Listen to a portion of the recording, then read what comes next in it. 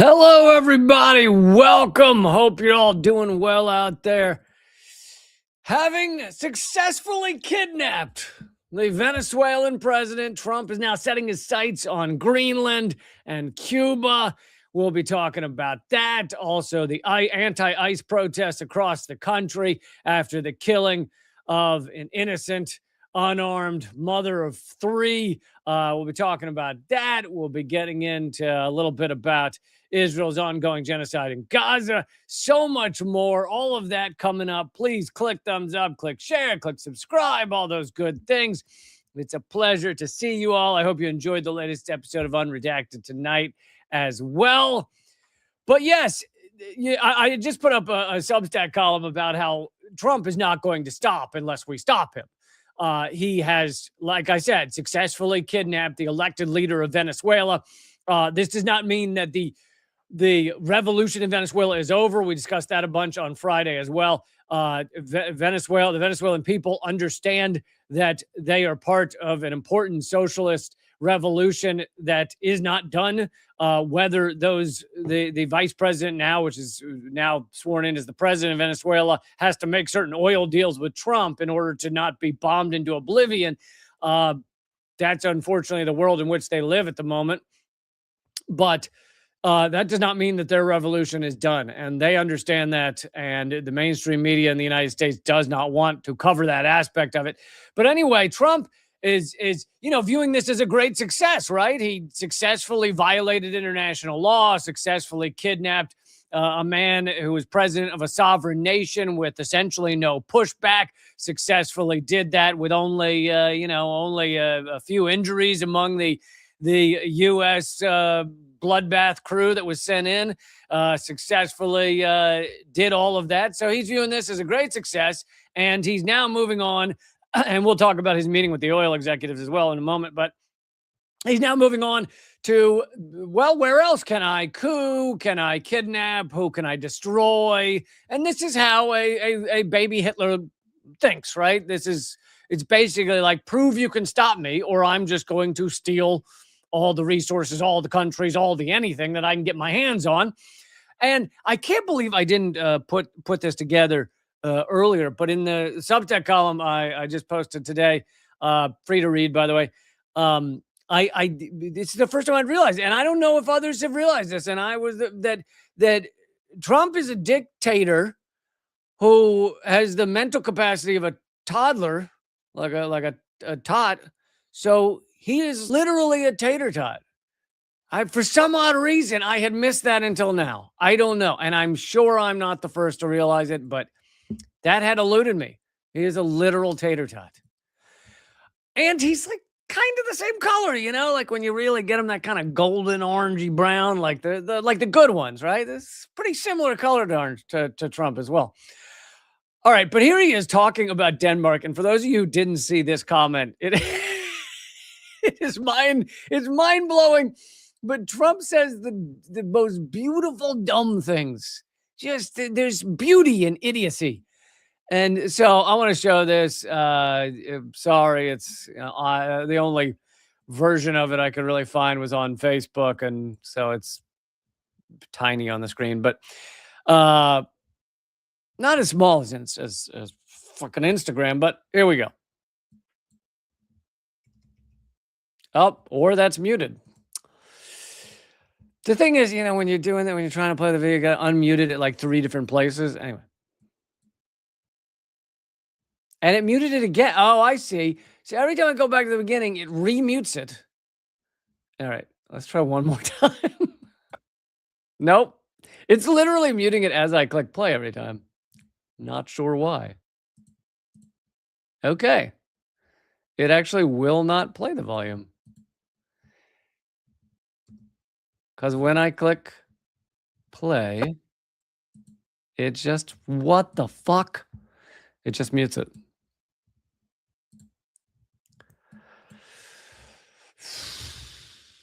Them on board with a possible U.S. I'm not talking. All right, I'm not going to go back to the beginning because it might mute it again. So he's asking about Greenland. We'll just go from there. Oh my God! Oh, so it has something to do with full screen. Holy shit. Isn't this fun, guys? You get the behind the scenes. All right. So when I go to full screen, it becomes dumb and it mutes it. So we're going to not watch it on full screen. Let's see if that works. Nope. Now it's doing it again. Wow. Holy God. To get them on board with a possible U.S. I'm not talking about money for Greenland yet. I might talk about that. But right now, we are going to do something on Greenland, whether they like it or not, because if we don't do it, Russia or China will take over Greenland, and we're not going to have Russia or China as a neighbor. Okay? I would like to. Of course, that's utter bullshit. It has nothing to do with Russia or China's going to take over Greenland. It has to do with he wants Greenland's resources in order to continue to have a Cold War with China. So it's not that he thinks China is going to invade Greenland tomorrow, because other countries are not nearly as unhinged as Trump is. It's just that he wants to steal their resources. So why not go in and steal Greenland's resources? Like that, to him, that's how his mind works. You got to understand how a tater tot's mind works. It's just, do I want the thing? Who's going to stop me from stealing it? That's the entirety of the story. It ends there. And most of you have heard me talk about how this has to do with petrodollar, has to do with de-dollarization, has to do with China's rise economically. So I'm not going to get into all those details right now again, but hopefully you guys understand why Trump wants to steal Greenland. And one of the biggest things is mainly the rare earth elements that are in Greenland. It is a massive territory. It has a lot of rare earths there. Rare earths are not that rare, but they're rare enough that the U.S. still wants to steal them. We're pillaging Ukraine for rare earths. We're going into Niger for rare earths, or is it Nigeria? Sorry to confuse them, but yeah, I guess Nigeria. But Venezuela also has to do with rare earth. So they all have are playing a role in our pillaging of the world. Okay, hopefully I can click play and it'll actually play the audio. Nope, did it fucking again? Someone just said, "Good job keeping it cool." Well, not anymore. People in Greenland or China will take over Greenland, and we're not going to have Russia or China as a neighbor. Okay? I would like to make a deal, the easy way, but if we don't do it the easy way, we're going to do it the hard way. And by the way, I'm a fan of Denmark too, I have to tell you, and they've been very nice to me. I'm a big fan, but the fact that they had a boat land there 500 years ago doesn't mean that they own the land. Did you catch that? Would anybody like to explain to those who don't get it how monumentally hilarious that statement is? Just because they had a boat land there 500 years ago does not mean they own it. Is there any other people you might think that applies to? Any other areas of the world that might apply to? Oh, I don't know. Someone with the last name Columbus? Oh, I don't know. Perhaps a country such as the United States of America. Someone says turn on Rumble. I didn't intentionally turn off Rumble. If it's not live streaming there, then I think it's a Rumble issue and not a me issue. But I apologize if Rumble's not running. But yes, I hope all of you quickly understood how insane that is. Just because they had a boat land there 500 years ago does not mean they own it. How many Native Americans are just going to be playing that clip on loop for the next 10 years? I mean, that is a beauty of a statement. That is amazing. Just because they had a boat land there 500 years ago does not mean they own it. So that was the key thing I wanted to play from that clip. I would keep playing it, but I assume it's just going to, there's only 30 seconds left or something, but it's just going to mute it again, because that seems to be what this clip's all about. Facebook and the word functionality do not go hand in hand. Thinking of giving people in Greenland there 500 years ago doesn't mean that they own the land. I'm sure we had lots of boats go there also, but we need that, because if you take a look outside of Greenland right now, There are Russian destroyers. There are Chinese destroyers and bigger. There are Russian submarines all over the place. We're not going to have Russia or China occupy Greenland, and that's what they're going to do if we don't. So we're going to be doing something with Greenland, either the nice way or the more difficult way. So no, there are not Russian and Chinese ships all over. I mean, there's some Russian ships, but it's also where Russia is. It's closer to Russia than to the United States. But no, there's not Chinese ships all around it.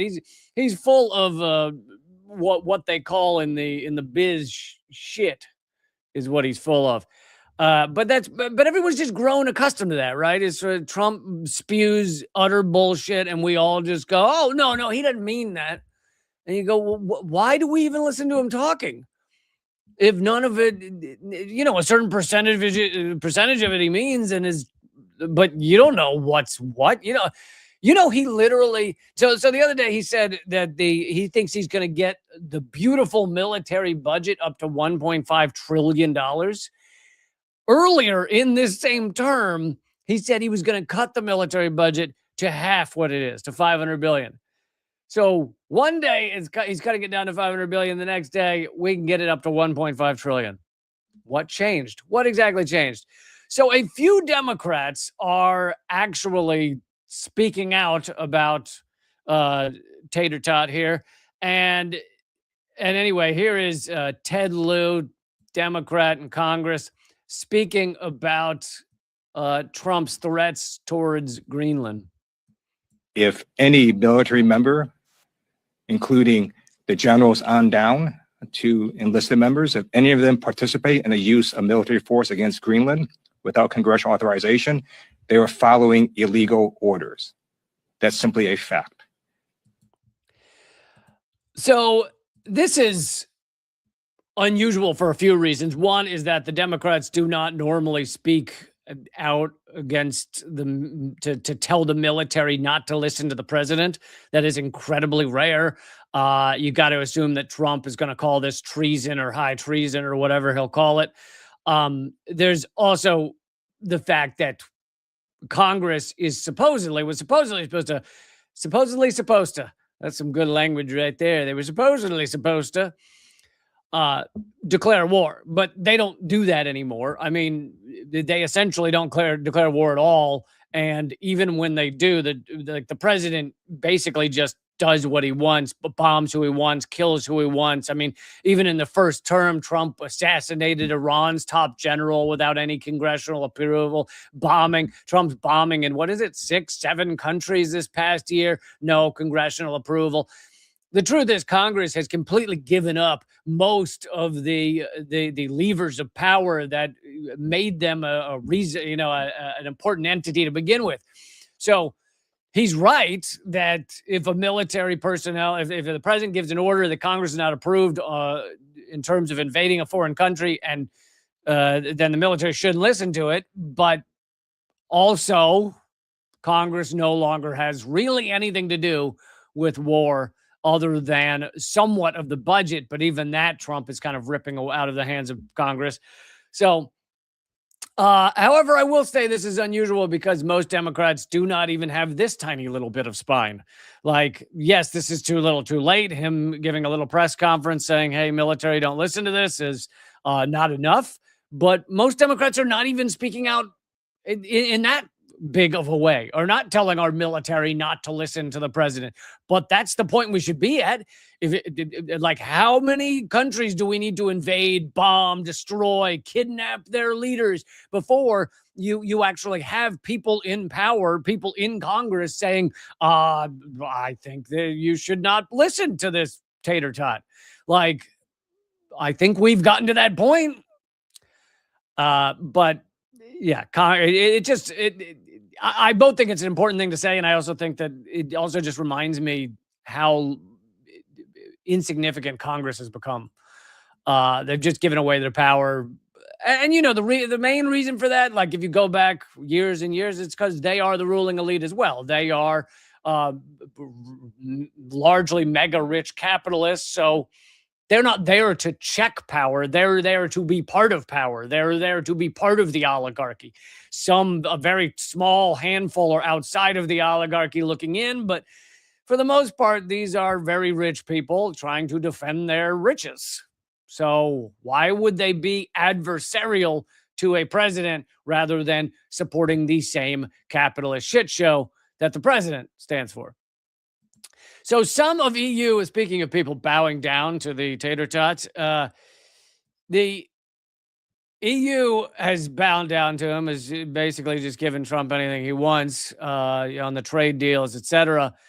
They're a completely weak body, as weak as the Democrats. And however, there is discussion as to what the EU and NATO can do to stop Trump from literally just invading Greenland. I mean, whoever thought we'd get to this fucking point that we're even discussing this? Literally, there's discussions of whether NATO will go to war with Trump. So this is from The Guardian.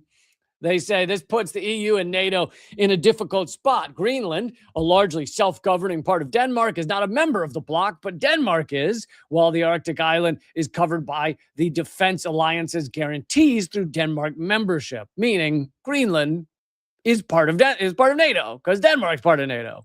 NATO, if you need a reminder, is a war-making group of countries, and they destroy lives, and it was originally created to fight against the Soviet bloc, but the Soviet bloc hasn't been around for a while now, and NATO should have disbanded, and instead NATO is growing in order to allow for more U.S. hegemony. European leaders have strongly defended sovereignty, territorial integrity, and the right of Greenland and Denmark to decide on matters concerning them. But there is, as yet, no clear strategy on how to deter Trump or respond if he does make a move. As Denmark Prime Minister Mette Frederiksen put out, as he put it, a U.S. attack on Greenland, in effect, one member turning against another, would mean the end of NATO. I mean, one can only hope. So wait a second. Maybe I'm for Trump doing this, because if this destroys NATO, God, that would be beneficial to the world. That would mean far less likely to have nuclear Armageddon. All right. I've changed my mind. Trump, invade Greenland. You fucking get those walrus clubbers. You go get those goddamn reindeer hoof-eating motherfuckers.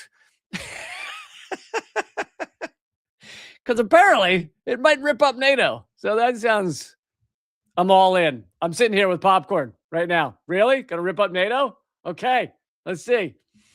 Although Trump's claims that Greenland is full of Chinese and Russian ships everywhere are plainly exaggerated, can I just reiterate, I love that our media, everyone, these corporate loons in the media, it's all just become accepted that Trump will say nonsense, and we're all supposed to just look past the nonsense and decipher the stuff we think is not nonsense. So are there Chinese and Russian ships everywhere? Fucking no. Like, not at all. Okay, so that's bullshit, but him invading Denmark, that might be real. We literally just take any sentence of Trump and we throw out like 6 things. No, that's fake, fake news, not real. Oh, but this thing over here, that first verb might be real. Anyway, diplomats believe some kind of concerted Western move to strengthen Greenland's external security could be the least painful way out of the crisis. So, again, this is like Hitler appeasement, right? We continue to criticize the countries that appeased Hitler in the early years, and this is a classic example of it. You have the EU and NATO believing Trump's bullshit that the reason he wants to do this is to protect Greenland from Russia and China. No, he doesn't. What? No, he wants to steal the resources for the United States. End of story. Believing it's about protecting Greenland from Russia is like believing he kidnapped Maduro because of drug cartels. Why would anyone believe this shit? So apparently the EU and NATO are like, well, if we put more troops in Greenland to protect it from Russia, then Trump might leave us alone. No. He wants to steal the resources. To continue from the article, in theory, the EU, a market of 450 million people, has considerable economic leverage over the U.S. and could threaten retaliatory measures ranging from shutting down U.S. military bases in Europe to banning European purchases of U.S. government bonds. Now, yeah, the EU could have they have a lot of plays they could make if they united. They could cut off trade. They can throw out U.S. military bases, etc. But A, they have to unite to do that. But B, more importantly, they've proven again and again they have no backbone for anything. So the idea that they would, actually cut off trade or actually do something that could harm the U.S. seems rather small. Moreover, it's not clear that Trump's Greenland ambitions would be satisfied by treaties or enhanced Arctic security. U.S. ownership of the island was, quote, psychologically needed for success, Trump said. He psychologically, actually, this may be one of the things he said that was true. He psychologically needs to take over Greenland. Why? Because his daddy didn't fucking love him, okay? His daddy never loved him. Didn't give two tips of a turd about little Donnie boy. And so now, even though his dad's dead, the pain doesn't stop. So now Donald Trump has to take over Greenland to impress daddy. So he did say something accurate there. Psychologically needed for success. That part, very true. The Bruegel think tank in the EU argued that EU governments should proactively protect Greenland from U.S. expansionism. The EU has a rapid deployment capacity, and it should be activated. In agreement with Copenhagen and Nuuk, is that the capital? No. They said European troops should be deployed on the island as a signal of Europe's commitment to Greenland's territorial integrity. So basically, we're getting close to going to war with Europe. The fuck, man? Oh! While there would be no need for an armed confrontation, the spectacle of the U.S. taking prisoner the troops of its closest allies would ruin U.S. credibility. What makes you think the U.S. has credibility right now? Tarnish its international reputation and strongly influence the U.S. public and Congress. A German government spokesperson said last week that Berlin was working on a plan including European deterrence. France also said they might deploy troops. Literally, you have several countries in Europe talking about submitting troops to wage war against the United States. No one believes, this is coming from Lagodinsky, a German Green MP, member of parliament, said, no one believes a war between the U.S. and the EU is desirable or winnable, but a U.S. military move against the EU would have devastating consequences for defense, cooperation, markets, and global trust in the U.S. Yeah, it wouldn't be a good look. Wouldn't be a good look. But since when has Trump cared about good looks? And this is what I argued in my Substack today that you can go read for free. But no, Trump will not stop until people stop him. Anything he can steal, he will steal. Anything he can pillage, he will pillage. So until it is proven that he can be stopped, and that could be domestically, that could be internationally, until it's proven, he will not stop. China successfully stopped him in the trade war. That's the only country or group that really has successfully stood up to him so far this term. Now that doesn't mean he's done with China. He's now basically backing off of China because they've realized China is too strong at the moment, and they're trying to pillage enough of Latin America and develop the refining capacities for rare earth minerals that they won't need China for their rare earths, which will allow them to operate their weapon systems without China and their computers. And so once they get to that point, Trump's hope is obviously to go back at China. But for the moment, they're backing off him because China stood up to him and won. Besides Greenland, Trump is also setting his sights on Cuba, because once you have kidnapped a democratically elected president of a foreign country, why not move on to the next one you don't like? Trump tells Cuba to make a deal before it's too late. And, who knows what he's asking in that deal. The biggest thing Trump wants from a lot of these countries. Now, with Venezuela, it's about stealing oil and stealing resources. Cuba has far fewer resources or oil, maybe zero oil on Cuba. I don't know. But what he wants, what the number one thing he probably wants from Cuba is to cut them off from Iran, Venezuela, China, basically cooperation, Russia, cooperation with other countries that he doesn't want to have. He wants to break up all alliances that stop U.S. hegemony. So that's probably what he means by make a deal. If Cuba were to cut off all alliances, all cooperation, all economic cooperation with those countries, then Trump would probably leave them be. Outside of that, and I assume they're going to say no to that, I don't know what he'll do. Will he kidnap another world leader? Possible. Fucking egregious. And who knows if the next world leader he tries to kidnap, it causes far more death. I mean, 100 dead in Venezuela is not nearly the numbers it could be as Trump continues to run around the world kidnapping leaders. And I thought this would be a good time. I did mention it at the last live stream, but the first thing Trump did after kidnapping Maduro and claiming he now owns Venezuela or he's running Venezuela, it's bullshit, by the way. That doesn't mean Venezuela won't make some deals with him to try and get him to back off, but he does not own or run Venezuela. But the first thing he did was have a meeting with 24 oil execs to talk about how they were going to pillage the oil.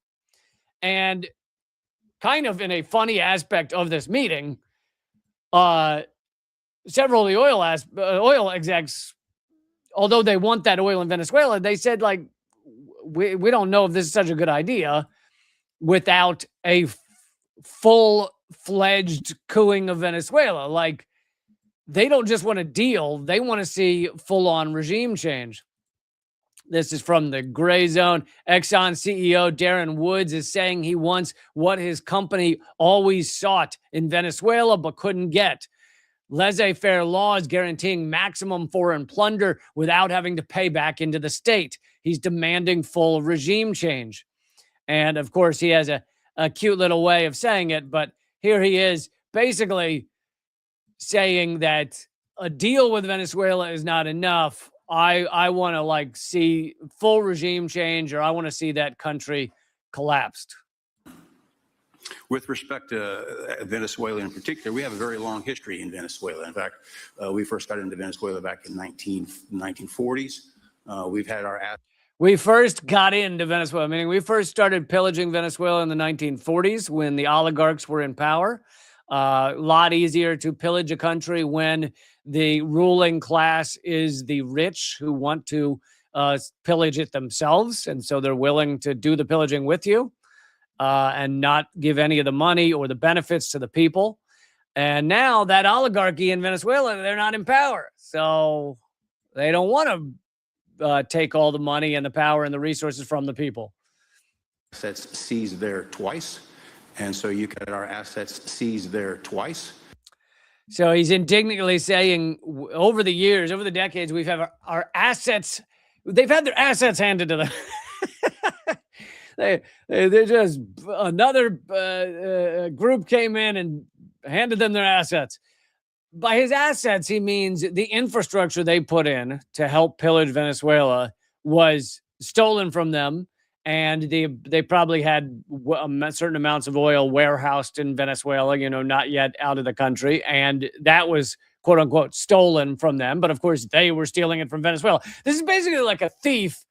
It's like if a guy goes in, robs a bank, and then you steal the money from the bank robber and give it to poor people on the street. And then the bank robber says, I had my assets seized. And the police come and go, oh, my God, he had his assets seized. We need to help this bank robber get his money back. That's what Trump's trying to do for ExxonMobil. And so you can imagine to re-enter a third time would require some pretty significant changes from what we've historically seen here and what is currently the state. If we look at the legal and commercial constructs and frameworks in place today in Venezuela, today it's uninvestable. And so significant changes have to be made to those commercial frameworks, the legal system. What he means by uninvestable is that they are taxed at a very high rate. This is why most oil companies, most international and or U.S. oil companies are not in Venezuela. Chevron has maintained some presence there, but it's because a large percentage of the oil, the profits from the oil, is given back to the people of Venezuela.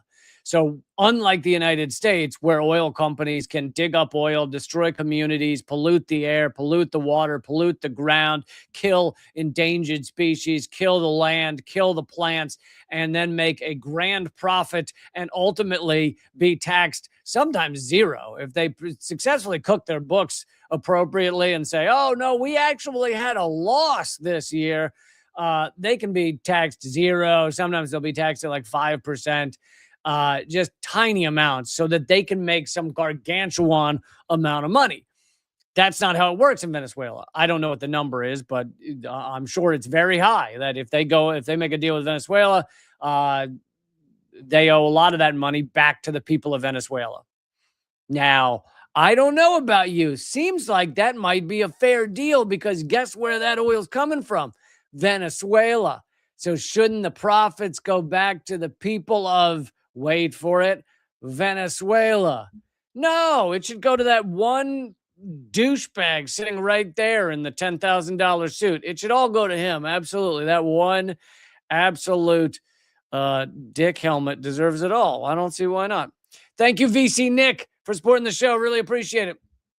He says, if Trump takes over Greenland and or Cuba and there's no war, what other impacts are there in the West? I don't think the EU will do anything. They all have too many issues at home. Yeah, I don't know if that was kind of the discussion. I don't know if they will do anything. I hope they will, but how funny to see Europe at war with Donald Trump. Let's see what the rest of this douche has to say. There has to be durable investment protections, and there has to be a change to the hydrocarbon laws in the country. We're confident that with this administration and President Trump working hand in hand with the Venezuelan government, that those changes can be put in place. So I also love that each of these guys, if they have any criticism at all, they also have to conclude every statement with, but we're confident Donald Trump is the best guy ever. And oh my God. And he's also just so attractive and his hair is beautiful and luscious, and also he's just so young and fit, and his golf game is like the best I've ever seen, and he beat Tiger Woods once, and also I wish I could just like make out with him because he's so hot. Like, you notice they end every statement like that because they're worried about what this tater tot will do to them, what baby dictator will do. But yeah, he basically wants full regime change. I also like that he said Donald Trump working hand in hand with the Venezuelan government, kidnapping and imprisoning their president while murdering 100 people. I don't know if I'd call that working hand in hand. I don't like that. Doesn't sound very hand in handy working. It sounds more like you kidnapped and murdered. Like that's what that sounds like to me. So, yeah, there's another point here, which I've seen others make, which is several of these oil company execs left Venezuela initially because of Trump's sanctions in 2019. And I'll explain why that sounds like it makes no sense, but I'll explain in a second. Couldn't express gratitude more so for the opportunity to return to Venezuela under the stability that I know that this team and your team are able to deliver. And so When did you leave? Huh? When did you leave Venezuela? As a company, we left under the sanctions in 2019. So we had intended to stay, and then when the sanctions went into place, we were required to leave. So it's a pretty funny moment. That was Halliburton, by the way. Dick Cheney's old company. Trump asked, when did you leave? Because he thought that they would say that Halliburton CEO would say sometime under Biden or under Obama. And then Trump could go, oh, yeah, very bad president, then very bad, blah, blah, blah. Weak president, very weak president. That was what Trump was hoping for. Instead, he said 2019, which was when Trump was in office. Which is amazing. It's an amazing moment. So you might go, why would Trump put in sanctions that cause U.S. companies to have to flee Venezuela? And this is one of these moments that people cannot understand unless they factor in the petrodollar. But of course, most analyses that you'll get from mainstream media, they of course won't mention the petrodollar. Most independent outlets won't mention the petrodollar. So it makes no sense until you understand the petrodollar. Trump did not like that most Venezuelan, it was furious that most Venezuelan oil during his first term was going to where? China, Russia, Iran, some to Cuba.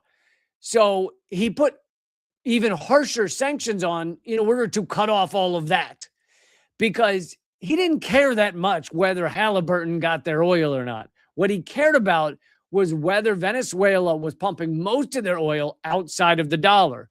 The deals that Trump now wants to make with Venezuela, having kidnapped Maduro, is to cut off oil supplies to China and maybe as well Russia and Iran, but also to just make sure that the vast majority of that oil is being sold in the petrodollar, in the US dollars.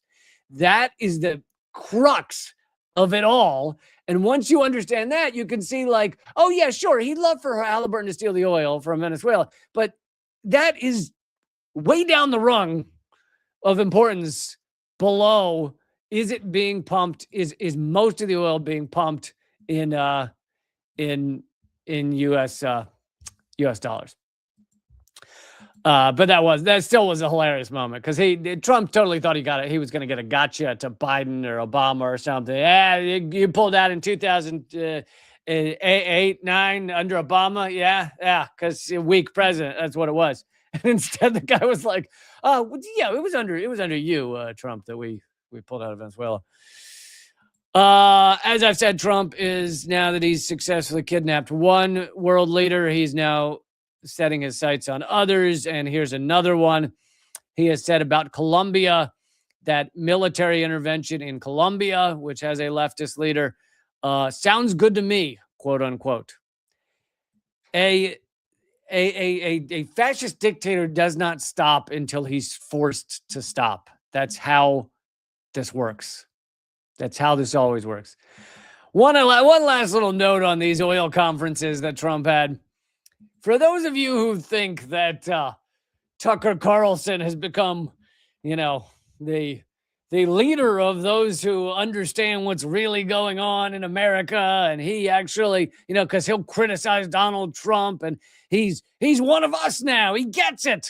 Which you'd be surprised how many people are starting to think that, which just blows my mind. I'm sorry this video is so tiny, but it's Instagram, which is the single. No, not gonna do my anti-Insta rant right now. But wow. Again, Instagram can suck a mangy bag of like fetid, dirty. Okay, I'm gonna move on. But here is Tucker Carlson clapping, standing and applauding for Donald Trump just the other day in the group of people. So you can only see him for a second, but he's standing amongst these servile flatterers, these little toadies, standing and applauding his dear leader. So I needed to play this. So let's see, right there. There's Tucker standing and applauding Donald Trump. And you could just tell, like folks, if you're looking for a partner out there or a love of your life, find someone who looks at you the way Tucker Carlson looks at Donald Trump, okay? Because that's true love right there. That's true love. It's beautiful to see. It's like you just see that glow on people when they've found true love. It's really beautiful to see. Yes, Tucker will criticize Donald Trump at times. He will criticize certain actions. He will criticize Trump invading. I don't know whether he criticized his invasion of Venezuela. Maybe he did.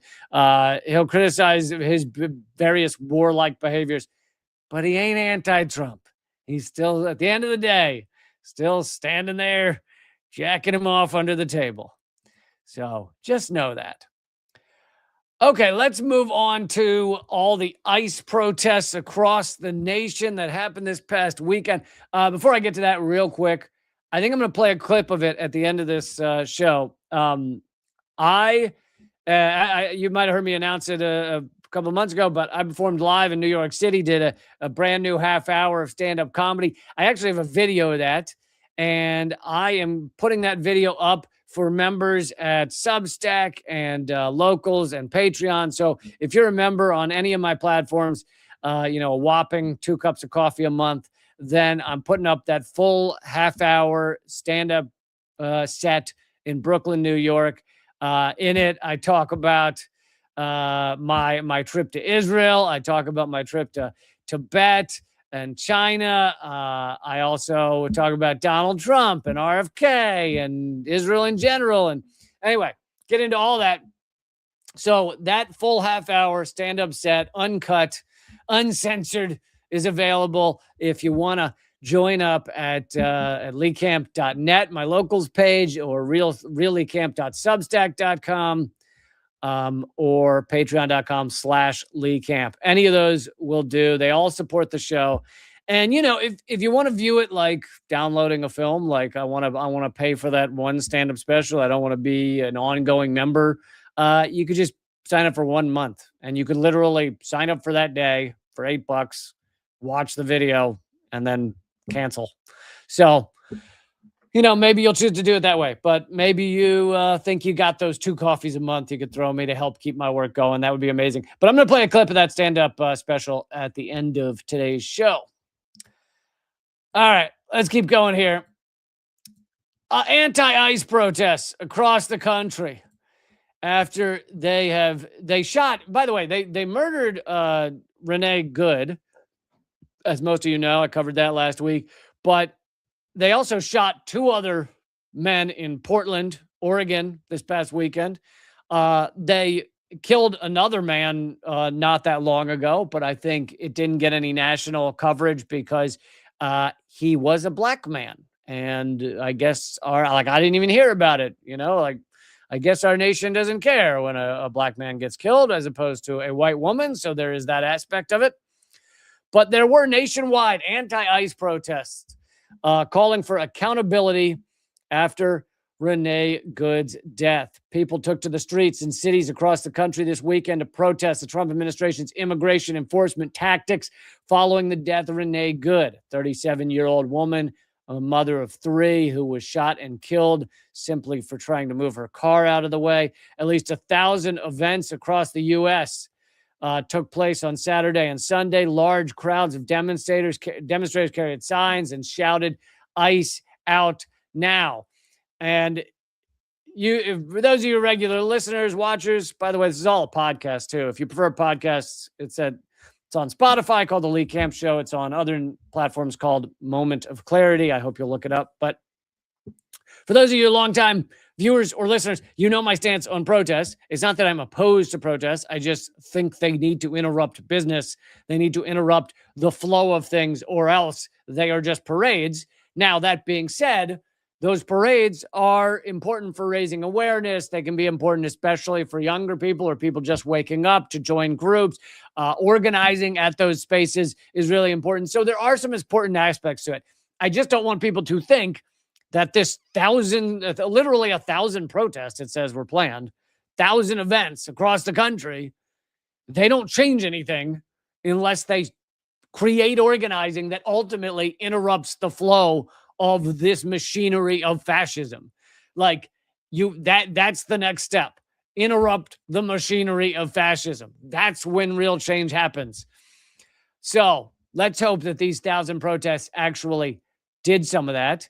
The support for ICE across this country is collapsing.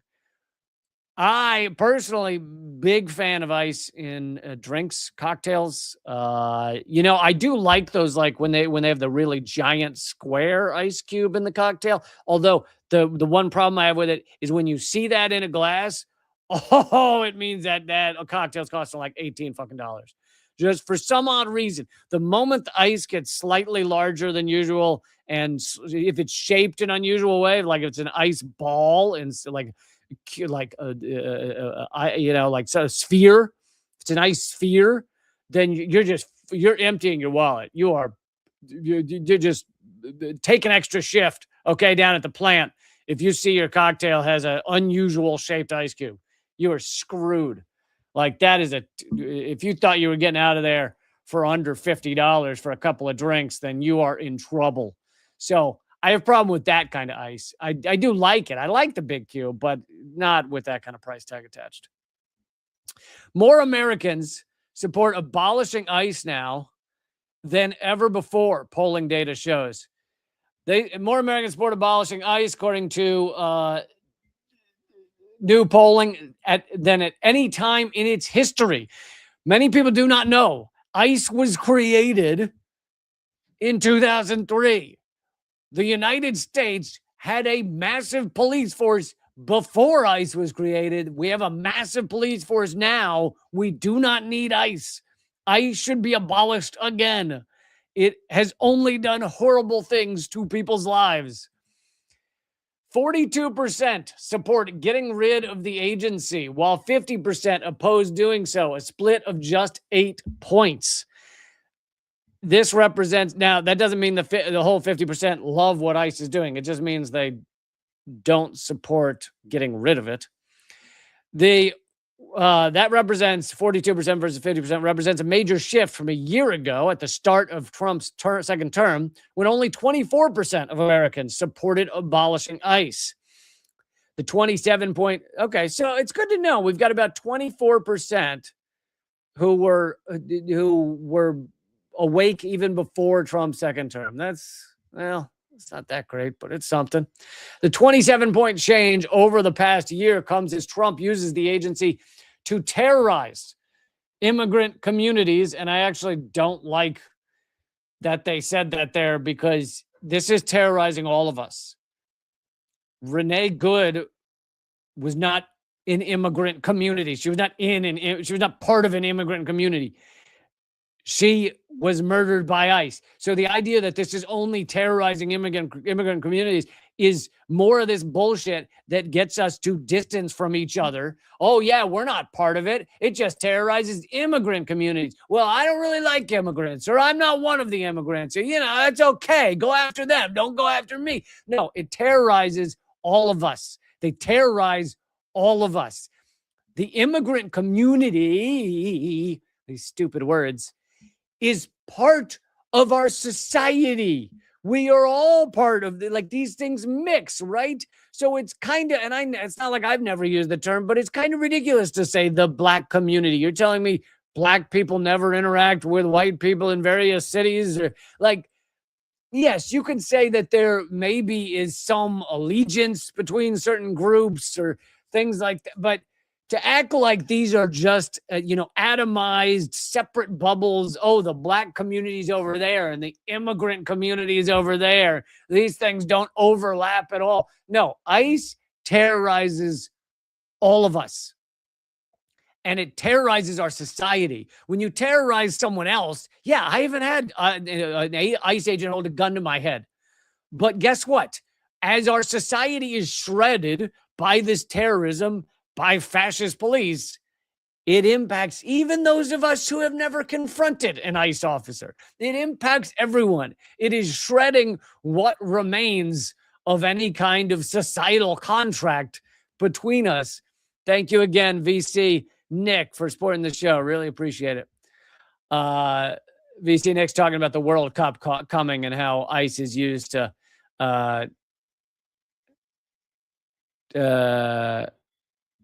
oh, wait. Sorry. I misconstrued the comment. ICE will be melting away in the coming months because of the World Cup. I'm not billions of dollars made. I mean, I do think that ICE is used to clear out areas and clear out immigrants and things like that so that games such as World Cup or Olympics or whatever can appear pristine, right? We don't want any homeless around. We don't want any immigrants around while we have our games, while the gentleman over there throws a ball in the air or kicks a ball. We don't want homeless people standing around outside of that. That would be gauche. Anyway, the 27-point change over the past year comes as Trump uses the agency to terrorize immigrant communities and overrun U.S. cities in the name of his mass deportation campaign, often using tactics that are not only harmful, but illegal. Just 38% of Americans approve of Trump's job performance when it comes to the issue of immigration. Conversely, 60% disapprove of how he's performed on the issue. So basically, Americans are waking up to how brutal our anti-immigrant stance is. And,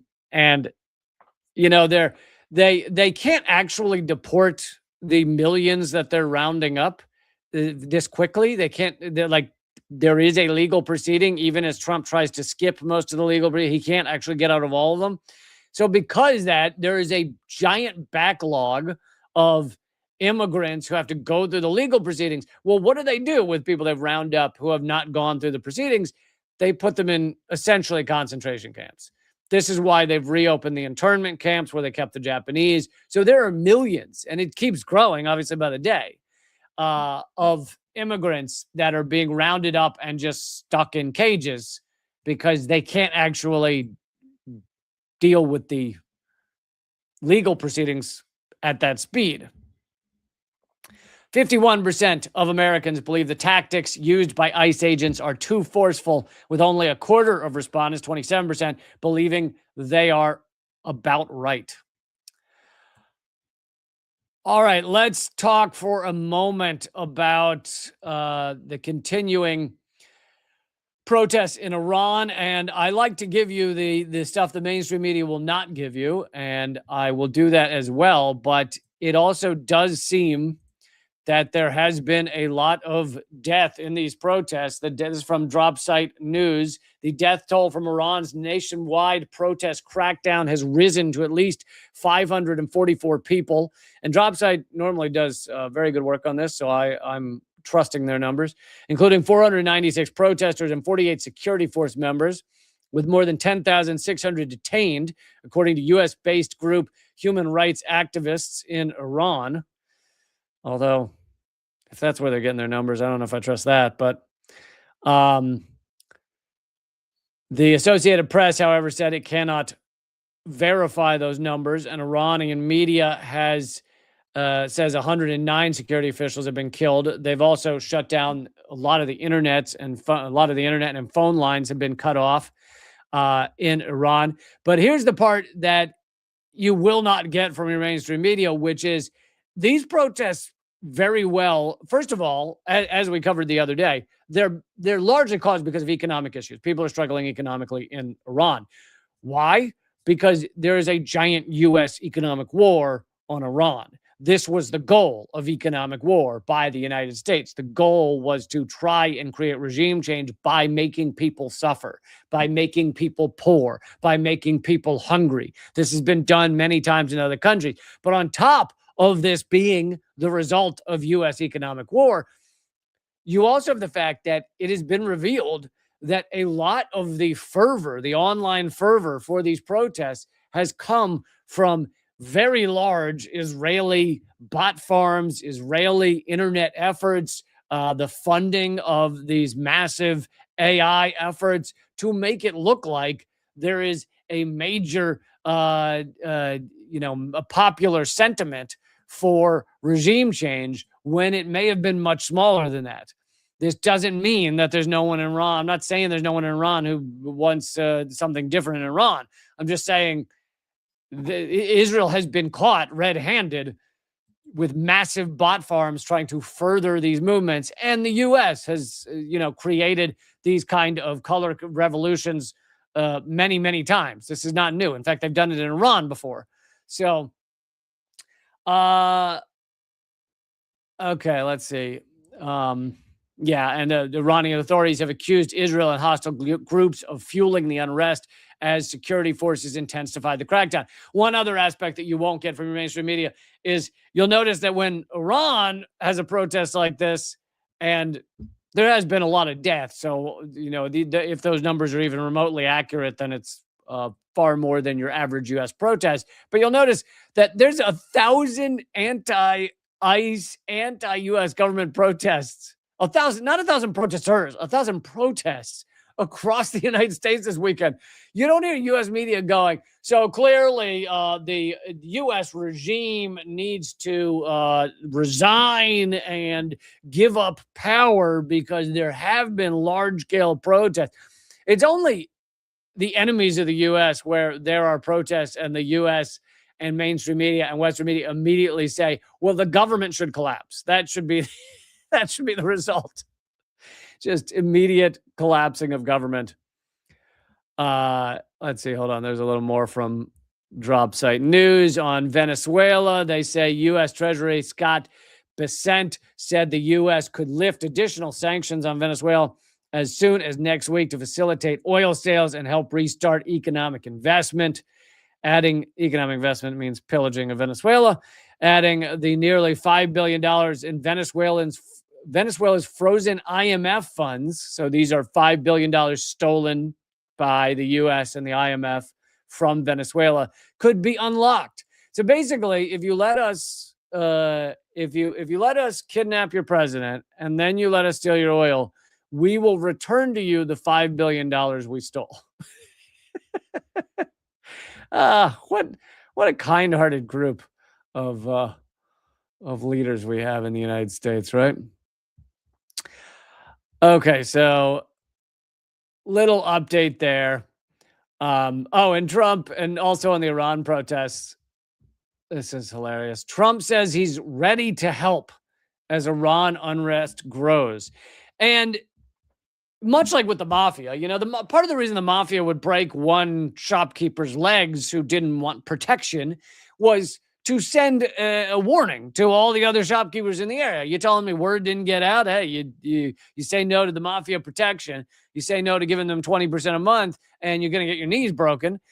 It's very similar with Trump. Trump has kidnapped a foreign leader and murdered 100 people in the process, just gone in with our military and literally kidnapped the leader of the country. And now he knows that other countries are fearing that could very well happen to them. And it could happen to Iran. Who knows how many the U.S. would be willing to lose in the process. Like a lot of people would get killed. Iran has a very significant military. But I'm sure that there are Iranian leaders that don't know whether they'll be kidnapped. I mean, some of them have already been assassinated by the U.S. and Israel. So this is not unheard of. Anyway, Trump has announced that he's ready to help as the protests grow in Iran. Now, his idea of helping is to murder people and kidnap leaders. And he's ready to help. But this is like, to get an analysis of the Iranian protests without the key portions of it is fucking maddening. When you watch CNN, they'll cover the Iran protests and they will not cover what caused them. Economy. What caused the economy to be bad? Oh, U.S. economic war on Iran. This was the plan. So you follow the steps. U.S. commits economic war on Iran. Economy gets bad in Iran. People get unhappy in Iran. There are protests in Iran facilitated by Israel and U.S. Bot armies. Trump then says he's willing to help Iran. Trump then does God knows what to Iran. It's all part. Do you understand how the entire arc is created by the unhinged, sociopathic fucking ruling elite of the United States? It's all one thing. And so to get any analysis of this outside of that entire arc, or just get a piece of it, it's like looking through a keyhole. Like there's protests in Iran. I guess that means Iran sucks and Iran needs to collapse. Yeah, is that the end? Yeah, that's all I got. Okay, awesome. Thanks for all that information. Yeah. Okay, I said to you I was going to play a clip of my latest stand-up comedy half hour. I don't get to perform live as nearly as much as I used to. So I'm going to play that clip right now. Again, it was a great night. We really had a lot of fun. Very small room called Cobra Club in Brooklyn. I think we're going to do another one there June 5th, probably. I'll perform another new half hour. And what was I gonna say? Oh yeah, so it sold out, but it was only a little 50-person room. But I had a great time there. Awesome crowd, a lot of fun, and got to do it with John F. O'Donnell. You might remember him from Redacted Tonight. And anyway, we had a great night. The next one, June 5th, I think will be with John F. O'Donnell and Naomi Caravani, probably. Also from Redacted Tonight. But anyway, here's a clip. If you enjoy this few-minute clip and you want the full half hour, I hope you will join up at reallycamp.substack.com or leecamp.net, my locals community, or patreon.com/leecamp. But okay, here it is. And I'll come back at the end of this, but I'll make it full screen for a few minutes. What to talk about tonight? I'll tell you this. Not fucking Donald Trump. I'm not going to do it. I don't want to do it. Yes, fascist piece of fucking human garbage. Absolute. But he just melts. All right, 30 seconds right now. He just melts everybody's ability to think about fucking anything else. Like anything. He just, the frontal lobes just ooze out our ears. You know, like when you have a hillbilly cousin comes to visit you and they want to go to like one of those restaurants, like an Olive Garden or a fucking TGI Fridays or something, because that's a big event to them. And then they peer pressure you into buying one of those desserts that's like 8 feet tall and it's like 12,000 calories and it's made out of like caramel crumbles and just has an unopened sleeve of Oreo cookies on the top. It's named like Death by Chocolate or Fuck My Face Holes or whatever it's called, and you eat that thing, you can't think for like 48 hours. You have to be like dropped on your lawn out of a wheelbarrow or something, and you don't even know your name. That's what fucking Donald Trump is. That's what he is. He just obliterates our ability to think about anything. And that's the best analogy I have for the entire set. That's it. I just let it wash over you. Like, it's just free. Like, my problem with it is that, yes, he is a fascist, racist, belligerent, bloviating piece of human garbage, but he did not create this system. We were the largest prison state in the fucking world before he showed up.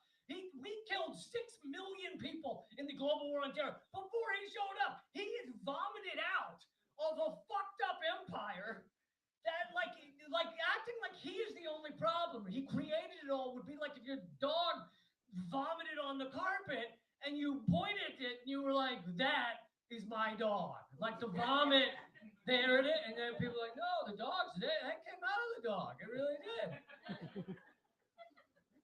It's just acting like he is all that's wrong with our society.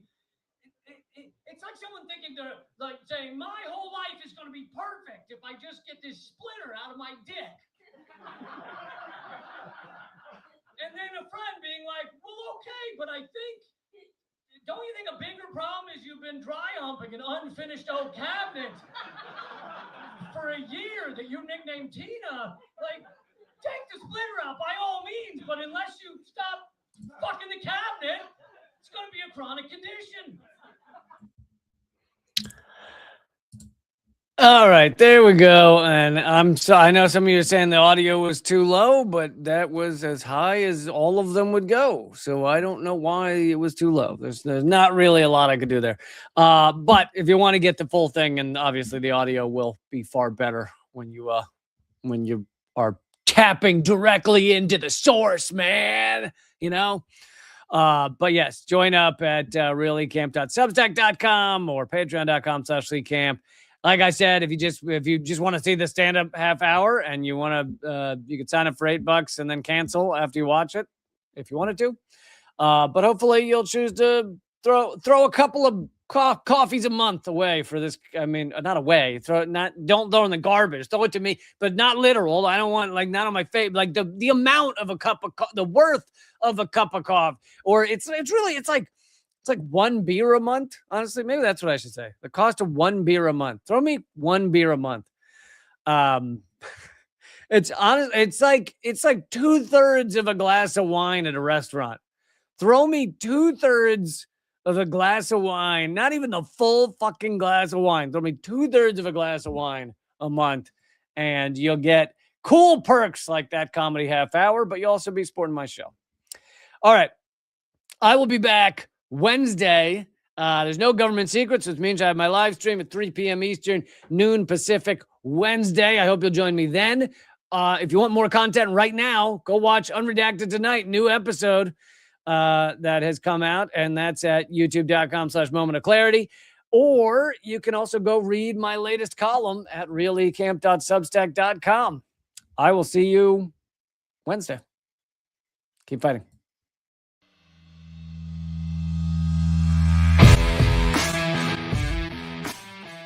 Well, brother, I salute you, though, man. You're one of the few that bring together this tremendous artistic talent and still be in such deep solidarity with oppressed people. It's an honor to be here because I'll tell you, Lee, you have one of the funniest shows on television, bar none. It's an enormous pleasure to be here. While I was waiting, I was leafing through your wonderful book. The same to you. I love your show. Be happy to come back anytime. Lee, this is one of the great honors of my long career, just to be in the same earth with you. I'm sure. We're just so blinded. We have so many blinders on because our society doesn't want us to know things. And so it takes shows like your show, and it is clearly designed to eradicate. Hey, good to see you. Hey, Jill, how are you? Julian, thanks for joining me. Honor to have you, brother. Consumerism is a theory that people should behave this way to help each other. It's not. Mr. George Galloway, thank you so much for joining me in these dark times. Always a pleasure, my friend. Thank you so much, Lee, for having me on. Keep fighting. Ha ha.